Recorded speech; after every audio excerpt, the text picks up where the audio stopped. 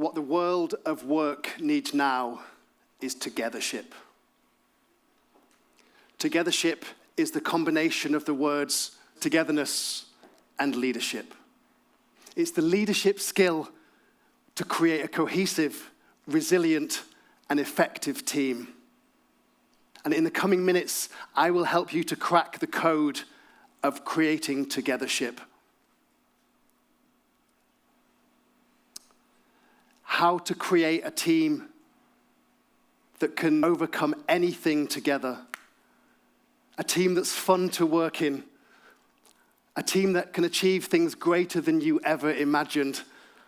A team that you will never forget being a part of. My name is Max Hunter. And I've had the pleasure of working with hundreds of teams over the last 20 years or so. I've also been part of a leadership team and a C-suite as well. And through this time, I understand what it is that make teams work. The good, the bad, and the ugly. And I fundamentally believe in the power of unlocking what is there in a group of individuals that make up a team. One of my C-suite roles was indeed as a Chief Joy Officer. What has that got to do with Togethership, I hear you think? And what the hell does a Chief Joy Officer do anyway? Well, we painted a vision for the Chief Joy Officer role, which was to create a place to work where people would wake up on a Monday morning and look forward to going back to work to make a difference. A big vision, you might say, but one that I think we all believe is definitely worth chasing. In fact, I was thinking about it recently and how it's drummed into us from such an early age that Monday mornings are, by definition, a bad thing. You may know about the grumpy, sarcastic cartoon cat, Garfield. Right? Yeah. I had a duvet on my bed with Garfield's face on it, and it just said, "I hate Monday mornings." That grumpy cat has got a lot to answer for, I promise you, because I was 10 years old at the time. I was 10, and that's when we have it drummed into us. But first of all, I want to take you back to your Monday mornings as well. I want you to think about a time when Monday mornings felt great. When you'd wake up on a Monday morning, open your eyes and think, yeah, come on, let's do this. Got it? Good. And I'll take you back maybe to another time where Monday mornings felt quite the opposite. Where maybe even Sunday evenings, when you closed your eyes to go to sleep, you got that feeling in the pit of your stomach, oh no, I'm not looking forward to this. Got it? I probably don't need to tell you, as you remember those experiences, the impact that that Monday morning feeling has on motivation at work, and therefore the consequent productivity and effectiveness of your ability at work, right? In either one. And there's lots of research that helps us to prove this as well, what that Monday morning feeling delivers. Some work from our friends at WorkHuman shows that great employee experience, that Monday morning feeling, can deliver up to 3 times the return on assets. That's a measure of profitability. And more than double the return on sales, a measure of efficiency and effectiveness.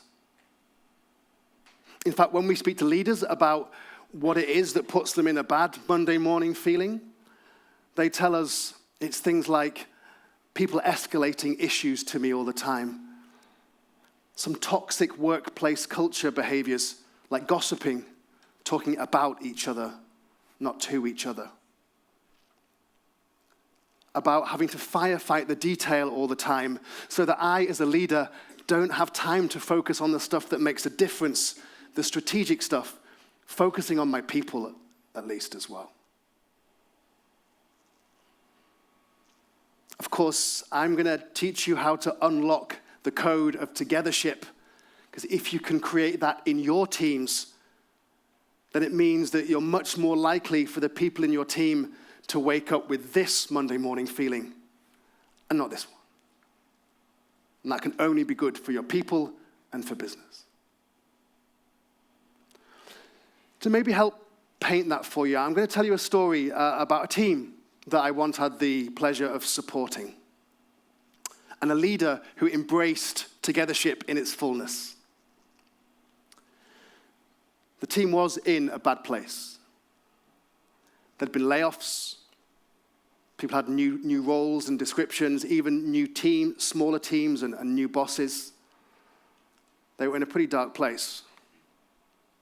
And yet the leader and the team knew that they had to get moving quickly and delivering. Because without that, the future of the team and the individuals was at serious risk. So the team leader invested 2 days of the team's time to try and get them moving forwards.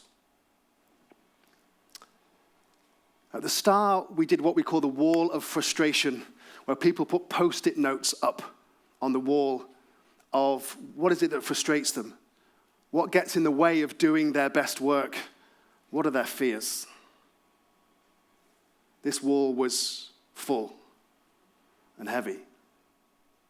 Hard to see how in a few hours we could get moving. Over the coming hours, we did things like connecting the team as individuals and humans, sharing their stories and sharing a laugh at the same time. We also invested time in building trust, vulnerability-based trust in the team as well, whether we went one level deeper as well. At some point, we got them to share their wall of hopes, the future-focused opposite of the frustrations. Where do we want to get to? What could be possible? What will help? Then, at some point on day 2, we realized we want to get to next steps. We want to get moving. But there was something holding the team back from moving from here to over here. So in this new space of more trust and connection, we left them some space. And at some point, someone spoke to what was not being said. They looked and said, all the work it will take to get from here to here, I don't want to burn out. Not again. The emotion that swept through the room, of course, connected the people even more. But more importantly, other people started opening up about the fears, about what was holding them back, moving from here to here. Once the team processed that and had had a break, when they came back, the new energy in the room was palpable. They wanted to make a change. They looked at the wall of hopes and said, no, we want to change that. There's different hopes that will make a difference, that will get us there, that we want to achieve without the leader's help. And then in the next 2 hours, they created solutions to move forwards that they struggled to get to for months beforehand. They had this amazing energy and desire to move forward together. Let me help you decode what happened of how to get from here to here by taking you back even further, tens of thousands of years closer to the origin of man. We went from being arguably one of the weakest physical species on this planet to arguably ruling it for right or wrong because we came together in tribes. We divided labor. We had each other's backs. We made sure the whole was greater than the sum of its parts. We came around the campfire every evening as a tribe. We shared stories. There's lions over there. There's food over there. And I'm sure we shared a laugh as well. We had an innate sense of vulnerability-based trust. We knew that individually we could get stabbed in the back or eaten by a lion whilst we slept.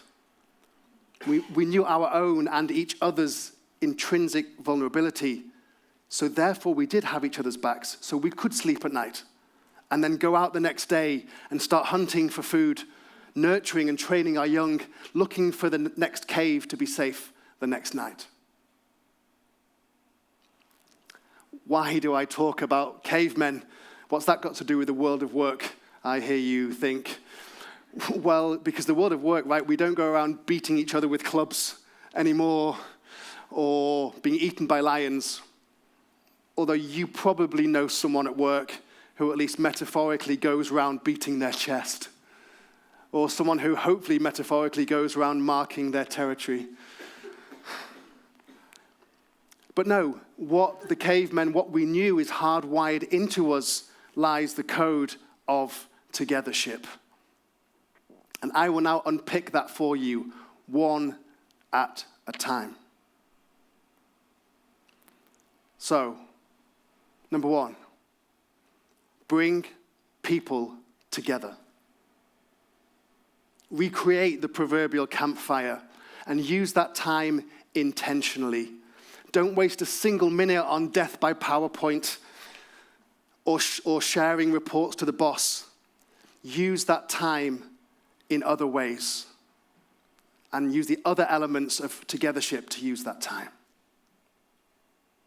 The second one to unlock is connecting people. Take time to share stories. Take time to get to know how each other ticks, what triggers us even, what we're proud of. Share a laugh together.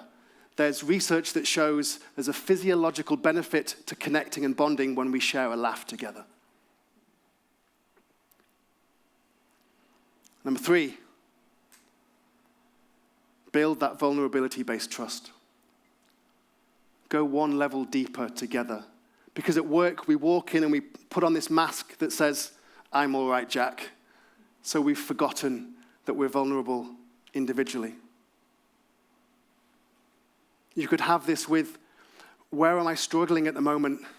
Where do I need help?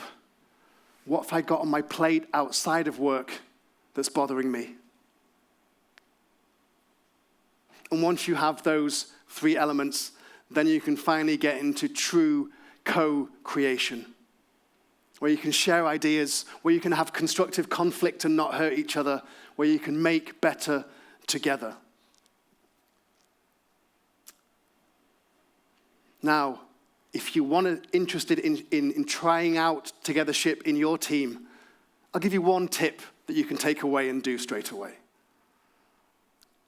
When the team's next together, ask the simple question of each other, what have you got on your plate right now that's playing on your heart and mind outside of work?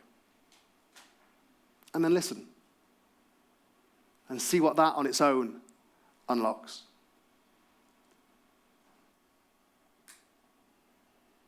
Togethership, a combination of the words togetherness and leadership. Togethership, the leadership skill to create a cohesive, resilient, and effective team. The 4 keys of the code: bring people together intentionally, connect on a human level, build vulnerability-based trust, and then go co-create. Want to be part of a team that can overcome anything together? A team that's fun to work in? A team that can achieve things greater than you ever imagined? A team that you'll never forget being a part of? Try Togethership. Don't wait until it's too late. Thank you very much.